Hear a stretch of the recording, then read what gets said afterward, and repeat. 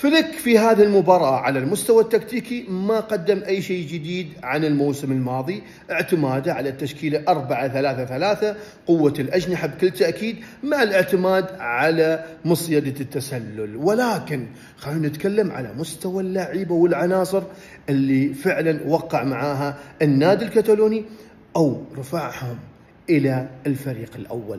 أول توقيع هو غارسيا. فعلا واضح أن نادي برشلونة كانوا دارسين هذا الحارس من فترة طويلة ويعرفون أنه هو مستقبل برشلونة. واللاعب الثاني راح أتكلم عن روني دربكتشي، ما شو اسمه، المهم خلونا نسميه روني يا جماعة الخير.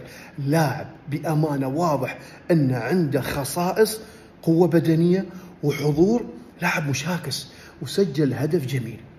أما الجوهرة الثانية نتحدث عن الاسباني الفلبيني بيدرو فرنانديز. صراحة لاعب ذو لمسة رائعة جدا، دخل في آخر ربع ساعة بدل ماركوس راشفورد، سجل هدف ولعب كذا باص وتمريرة. واضح أن هذا اللاعب إذا طور من مستواه راح يكون مستقبل لهذا النادي. وعلى فكرة يلعب بأكثر من جهة، يلعب في النص ويلعب على الأطراف ويلعب في أكثر من مركز بحسب معظم المصادر.